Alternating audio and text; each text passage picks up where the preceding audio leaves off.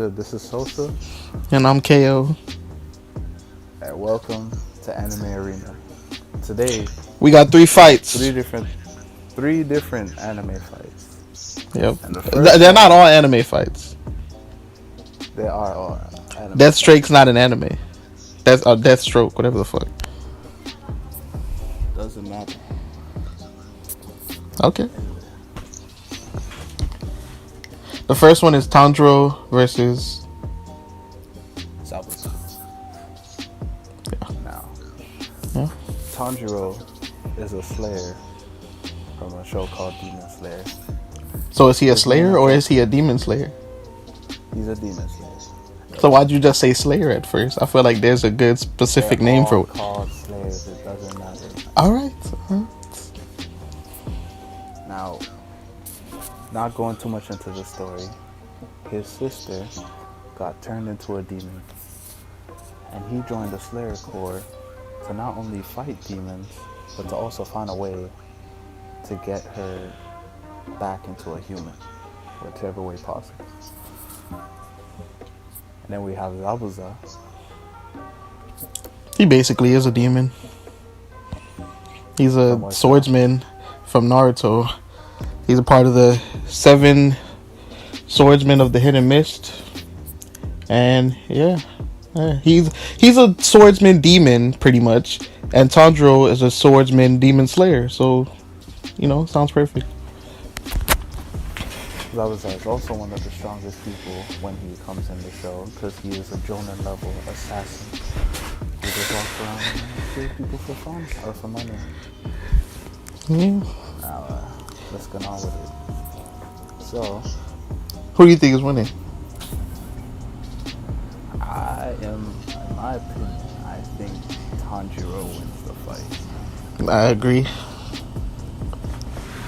Now, Tanjiro, I feel like wins because not only is he faster,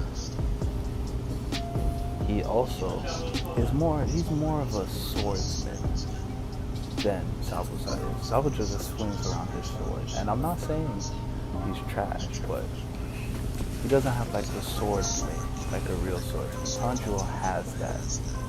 Tanjiro has water style, just like Zabuza. But not only does he have water style, he has another style called fire breathing, which also gives him the power of fire. Not only that, but he has his breathing technique, his regular breathing technique, which enhances his physical strength, speed, and just overall skill in fighting. What do you think Zabuza has to bring to this fight? See, look, alright, I do agree with what you're saying about Tanjiro, but I don't think Tanjiro is just a better swordsman than Zabuza just because it seems like Zabuza just swings his sword around. You gotta remember, Zabuza has the Executioner's Blade, so it's a pretty big ass fucking sword that he has to control and swing around, and he does a pretty good job doing it. Also, let's say Tanjiro was able to use that sword and the whole fire thing to, I don't know, make his sword stronger than Zabuza. Can't the Executioner's Blade heal itself? Yes, with the other person's blood.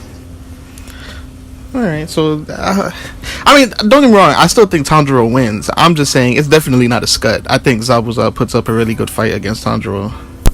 I don't think it's a scut either. Even Zabuza has the whole, besides being a good swordsman, he has the whole hidden myths jutsu. So if he hides in that jutsu and decides to play mind games with Tanjiro, it's going to be a problem for Tanjiro. But Tanjiro has also learned how to locate people from farther distances when he can't even see, just by focusing his breathing to hear. I feel like everything of like his footsteps. I think he would be able to find something. Plus, he trained up in the mountains, where not only was the air harsh there, but at times it was foggy, at times it was raining. Like, I feel like he's used to these type of scenarios where the hit and miss won't really do anything. Alright, well, okay, you got a point with that. I can't say anything about that. He probably could find him. But also, Tanjiro has the whole thing with his blade where like he can do fire and he can do water. Zabuza can do water jutsus in general. Like we seen him do water dragon. He can put you in like a water prism, like how he put I think he put Naruto in the water prism.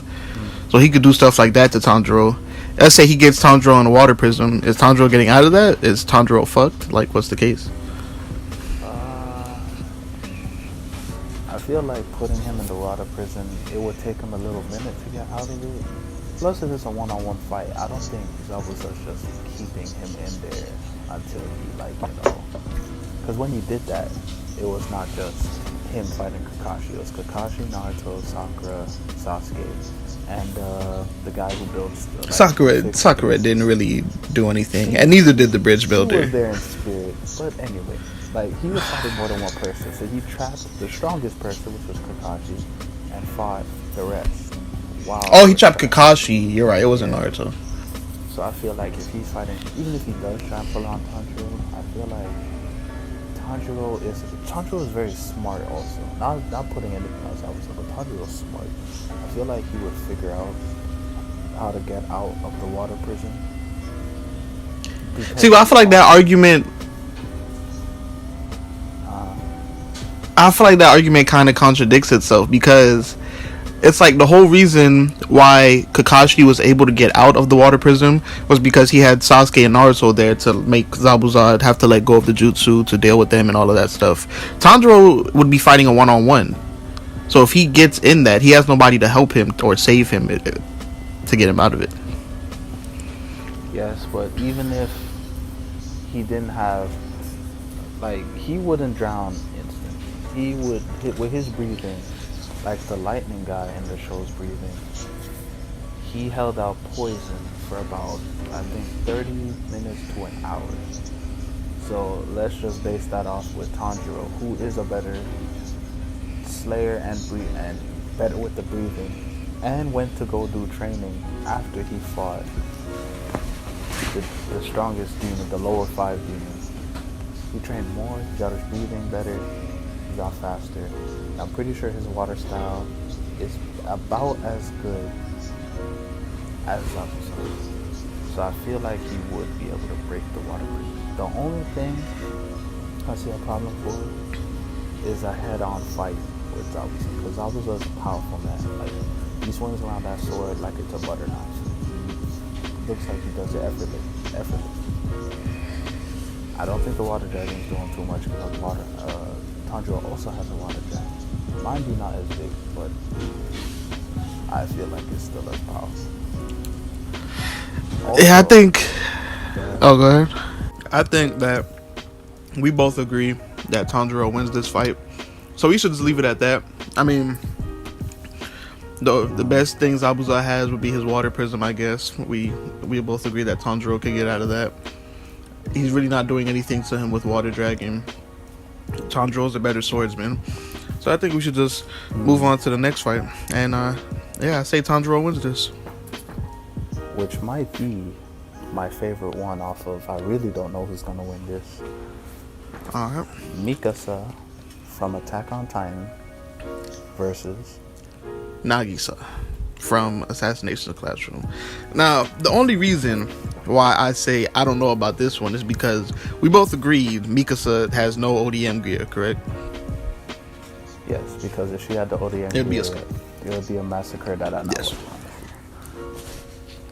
So we're both giving them knives. Like, they both have a knife each. Which is like, it's like giving away Mikasa's ODM gear, which would be her signature gear, but giving Nagisa her signature, which is like a regular knife. She's fine with that. His signature. Yeah, whatever. Yeah, Nagisa is a male. Nagisa is a male. But he looks like a girl. He even dresses like a girl at a certain point in the show. He does it to himself. That wasn't his fault. He does it to himself. Right, but that is true. But also, I feel like that gear was specifically made to kill Titans. Mm-hmm. That's not like to kill people. Even though they kind of used it to kill people in season 2. Yeah. But we're just gonna both give them knives, because as we've seen, Mikasa can mess up whoever the hell she wants with any type of weapon, And Nagisa is an underrated assassin. Yeah, as So much as I like Mikasa, she's my favorite character in Attack on Titan. I think I want to say Mikasa, but if I'm being honest with myself, if we go from them just having two knives, I think Nagisa wins. that's interesting because I think that Mikasa still wins. I think Mikasa is Why more do you? skilled overall, but I think Nagisa wins because like that's her thing. Like the hand to hand combat is something that they were, taught how to do by uh what was it, Kiro Sensei? Yes. And they're trained to be assassins. They're trained for close combat fights like that. And I feel like the only thing that we could say about Mikasa is that she's trained to kill titans, which is a bigger threat than just being an assassin trained to kill a human. But Nagisa wasn't trained to kill a human. She was trained to kill this big alien tentacle monster that I would say could easily kill a titan by himself. Even though Nagisa wasn't Ooh, able that's to interesting. fight Kiro Sensei one on one or defeat him one on one. I just think the one on one training that Nagisa had would make her fit enough to beat Mikasa in a hand to hand knife fight. Okay. It is an interesting point to bring up that Koro Sensei would beat Titans because I'm pretty sure he would too. He's too smart and he's too He's strong. too strong. But Man. here's my problem with that. One, as you said, Nagisa was never close to beating Koro Sensei. Not even close. Not even with all his classroom people. He was not close. Now with Mikasa, there was a point when we were trying to figure out, spoiler warning by the way, that Annie was the female Titan. And while we looked at the backstory, we saw her literally flipping men 2 times or 3 times bigger than her, like ease. She flipped Eren. She flipped the guy who's the armored Titan. She was fighting everyone and beating them without even weapons. The only person who everyone thought could have fought her was Annie, and Annie is the best boxer there is in their whole platoon. Now with Nagisa beat his captor, that army guy, out of straight fear factor. Nagisa And she made also that flipped man him too. Just like Mikasa was flipping people twice her size, Nagisa was flipping people like 3 times her size. his size. His size. Damn, Nagisa. It's even a girl name, bro. That is also true. But yeah, like I was saying, the strongest person that Nagisa beat, he did fight Karma one-on-one. And that fight was great. If you haven't watched Assassination Classroom, you should go watch it. But I did like the fact that Nagisa was able to fight, to put his own against him. And technically, Nagisa won that fight. Karma gave up, let Nagisa win. Well, we gotta remember that Karma let him win. Yeah, true. But Nagisa, you on his strongest opponent, had the fear factor with him. The man came back, trained, lost all his body fat, straight muscle. Nagisa put the fear in that man. I feel like Nagisa's best power is his fear tactic. So combined with his skill and the amount of fear he puts into the enemy, that's Nagisa's kill. Now with Mikasa, I don't think that she would be intimidated by Nagisa. I agree. I don't think Mikasa being intimidated by Nagisa at all. The only thing Mikasa's scared of is Eren dying. That's the only thing. Pretty much. I don't think nothing else is rattling her. She's seen the beast time, she sees the armor, the colossal, all these monsters. You telling me a little about 14-year-old kid is gonna put some fear in Mikasa? I don't think Nagisa is gonna put fear in Mikasa, but I also don't think Nagisa has to. You think Nagisa can beat her? I think Nagisa Just could beat straight Mikasa knife just straight knife fight skill. Who has better hand to hand skills? I feel like like this fight is literally what Mikasa was trained for, and Mikasa was trained the best she could possibly be trained for it. While Mikasa was trained to fight bigger opponents than her, you kill giant titans, go for their necks. Like Nagisa was trained hand to hand fight knives, how to kill a person, and I think that that specific training gives her the advantage in this fight. Okay. Plus, like you said, she was training to fight a much stronger monster because Goro Sensei flying is as fast as a fighter jet. He's smart.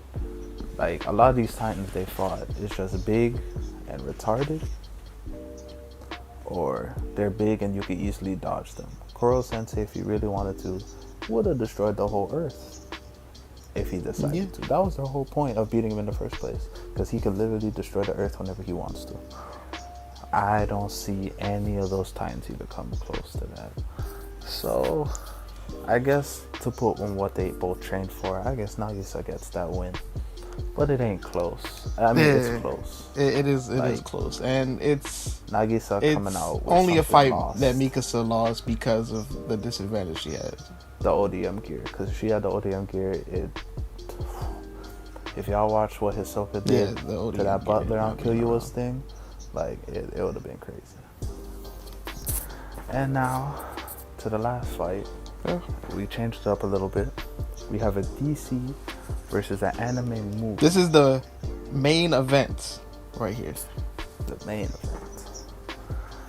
Afro Samurai from his movie versus Deathstroke, Slade Wilson, whatever you want to call him, from DC. The man himself, the bad man from himself. DC, from Titans, from Arrow. I don't care where he's from. That person that you have seen, Deathstroke, Teen Titans, Titans the show, Arrow, movies now because he was in the end credit scene of Justice League. That Deathstroke versus Afro Samurai. From how he's talking right now, you already know who he wants to win.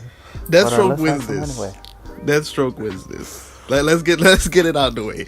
Deathstroke, as great as Afro Samurai is, and I like Afro Samurai, I really do. Deathstroke wins this.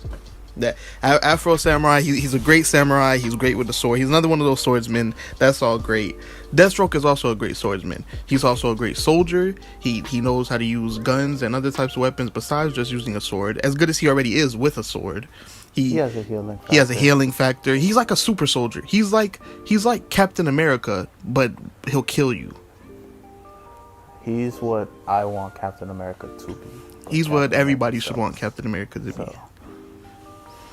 And I think he's going to use all those skills that I just said, healing factor, guns, grenades, whatever type of weapons you want to throw in there, sword, all of that. And Afro Samurai is going to be overwhelmed. And him just with his sword alone is not going to be able to beat Deathstroke. Alright, so I guess I got to fight for Afro Samurai here. But who do you really think is winning before you even try to defend Afro? Let me finish my point first. Okay. First, Deathstroke will bring the weapons. But Afro Samurai, we've seen him literally cut through bullets and tank a rocket launcher hit. I think he cut the rocket launcher in half, which was nuts. Like, the rocket is coming at him and he literally sliced it in half. So I feel like, he has a chance. Not only that, but he kept that number 2 headband for all these years. Yeah, let me just add to, because I know I was going pretty heavy for Deathstroke. I don't think this fight is a scut. It is going to be a good fight. I feel like no matter what the circumstances are, we know who wins at the end. But it's not a scut. Interesting. Afro has been protecting that number 2 headband for basically his whole life, since his father died. He's fought all type of villains, all type of mercenaries, assassins, you name it, everything. To the point where he even saw a sensei that doesn't even exist in his head. The man went kind of low-key crazy protecting that headband for so long, just to try to get that number 1 headband from this villain who kind of makes no sense. Like, he's there kind of overpowered. Afro Samurai still finds a way to beat the man. Now, with me saying all this, I do think Afro Samurai loses. And I also think if they're both serious, Deathstroke might make it a scud. Yeah, I was also gonna bring up the point about them both being serious, because I feel like in Afro, we know what his objective is. Not only does he want to get the number 1 headband, but he wants to kill the samurai who killed his father. So he has a goal in hand the entire time. Deathstroke also has goals, but his goals aren't usually sentimental like that. His goals are, this is my target, I'm getting paid for this job, they're gonna die.